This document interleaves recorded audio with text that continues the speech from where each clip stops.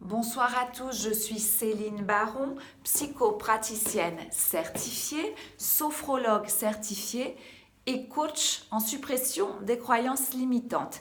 Et ce soir, je vous accueille dans mon cabinet à Vichy et nous allons nous diriger vers, non pas vers le bureau cette fois, mais vers ma salle de relaxation et de technique NADO. Alors, ceux qui ne connaissent pas la technique NADO, c'est une méthode de régénération très douce qui permet de se remettre en forme et qui nous vient du Canada.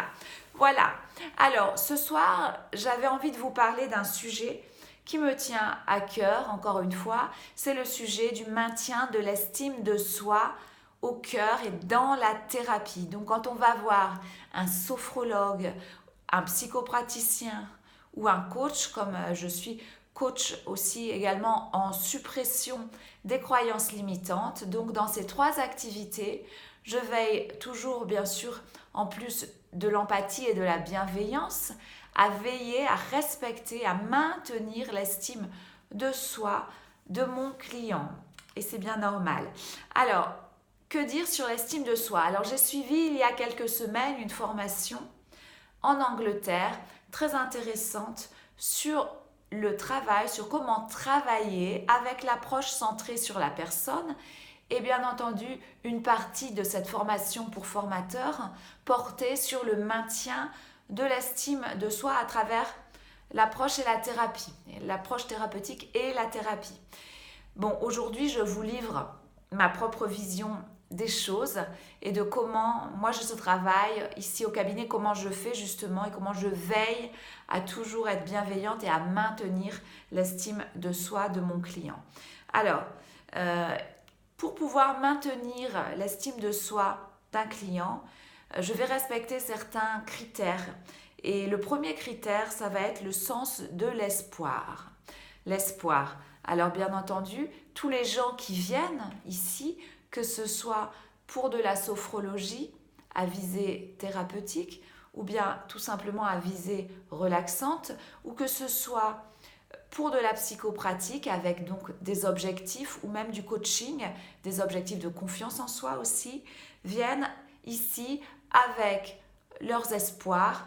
Et c'est bien entendu ce qu'il faut entendre et ce qu'il faut maintenir.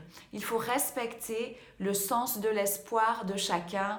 Et c'est logique que ce n'est pas vraiment le rôle, c'est absolument pas le rôle d'un thérapeute de faire perdre espoir à son client. Hein, c'est même tout l'inverse qu'on attend, bien entendu. Mais surtout faire bien attention de ne pas émettre de jugement sur les espoirs de la personne.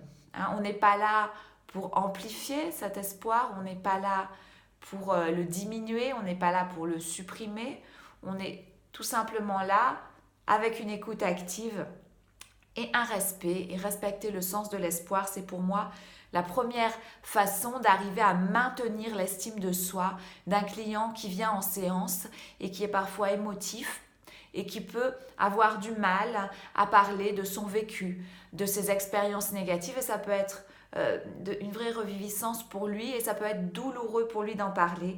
Donc je pense que c'est nécessaire d'être là et de respecter son sens de l'espoir. Ensuite, ça va être développer le sens de la confiance, parce que il y a parfois des gens qui viennent et qui ont été trahis, qui ont souffert, qui viennent avec leurs blessures profondes. Et c'est toujours une expérience corrective et correctrice que de venir ici au cabinet et de pouvoir y trouver justement un nouveau sens du mot confiance. Et donc le deuxième critère à respecter pour maintenir l'estime de soi du client, voilà, après respecter son sens de l'espoir, c'est respecter également son sens de la confiance. Ensuite, il va falloir amener le client à savoir communiquer ses besoins. Hein, voilà, à ce qu'il ne reste pas sans oser dire quelque chose qui le gêne peut-être dans la thérapie, ou un événement dont il a envie de parler mais il n'ose pas.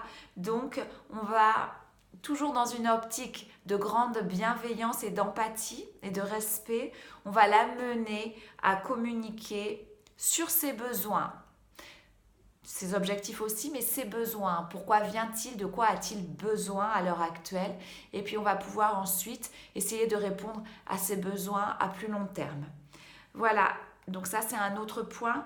Ensuite, on va essayer aussi de développer chez lui une capacité à créer le contact dans son environnement, le contact aux autres, parce que des fois on se rend compte très rapidement que certaines personnes sont isolées et que leur mal-être provient de cet isolement, mais ça fait tellement longtemps qu'ils sont isolés qu'ils n'arrivent plus à se rendre compte que leur mal-être provient en partie de ce grand isolement. Donc c'est important de les aider dans la bienveillance et dans l'empathie à développer cette capacité à créer du lien social.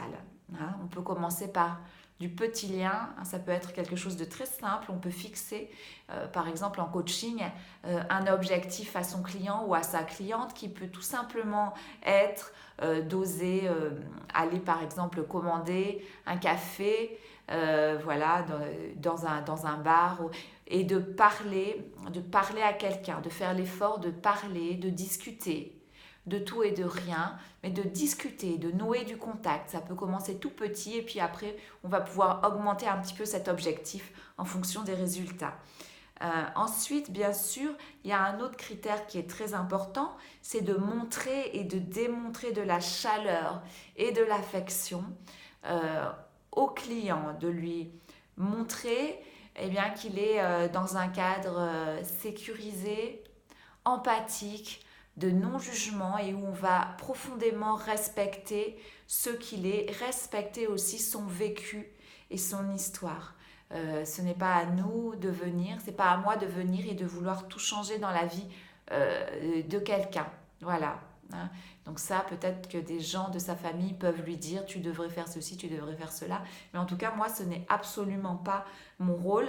Mon rôle, que ce soit en sophrologie ou en psychopratique, c'est toujours d'amener la personne à cheminer vers les solutions qu'elle a déjà, qu'elle porte déjà en elle, et vers son potentiel profond, parce que tout le monde a ce pouvoir en soi, ce potentiel profond de trouver des solutions, mais que parfois, selon le contexte, les situations, les événements et le vécu, il peut être, ce sens-là, mis en veilleuse. Voilà, donc mon objectif, à travers l'écoute active et aussi le travail en collaboration, c'est cela, c'est d'amener à cheminer vers soi.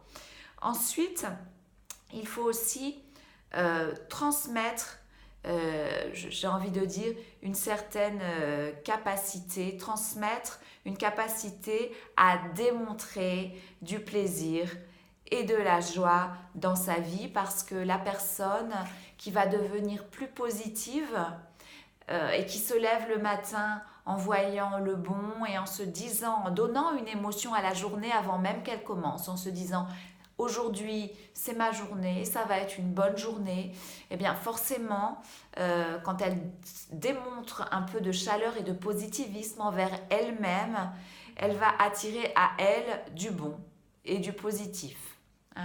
Voilà, donc ça c'est encore un critère que je me fixe à la fin de la séance. Et en débriefing, parfois, je me demande toujours si je suis arrivée à développer un petit peu sa capacité à expérimenter, mais aussi à montrer et à démontrer un sens du plaisir et de la joie. Voilà, donc ça me paraissait important de vous montrer un petit peu comment je travaille, parce que des fois, des gens me téléphonent et se demandent vraiment déjà qu'est-ce que c'est que la psychopratique, qu'est-ce que c'est que la sophrologie.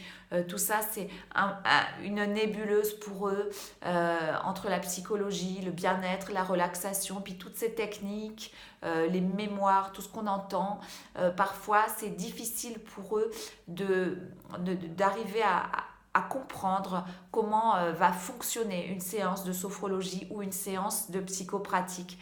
Et c'est pour ça qu'à travers ces vidéos, je vous explique comment je travaille au cabinet, dans l'empathie, le respect, le respect des valeurs de l'autre, bien entendu la grande confidentialité et surtout comment j'amène les gens à cheminer vers eux et à devenir la meilleure, si je peux dire, la meilleure version d'eux-mêmes.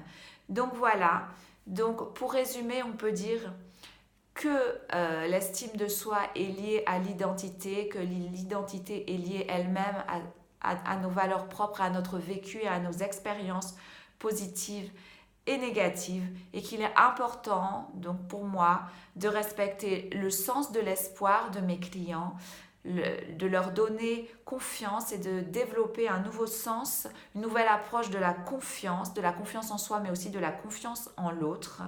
Enfin, de pouvoir les amener à communiquer réellement et clairement, si possible, leurs besoins, voilà.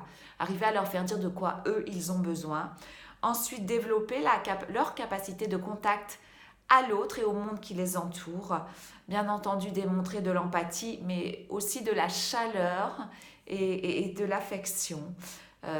Dans un cadre, bien sûr, toujours très cadré. Transmettre également cette capacité à montrer et à démontrer le plaisir qu'ils ont, les petits plaisirs qu'ils ont dans leur vie. Pouvoir les accentuer, mettre le doigt dessus et choisir l'émotion de leur journée. Tout ça me paraît important et primordial en tout cas. Tous ces critères sont ceux que j'applique en séance de psychopratique, de sophrologie et de coaching. Voilà, je vous souhaite une agréable soirée. Merci.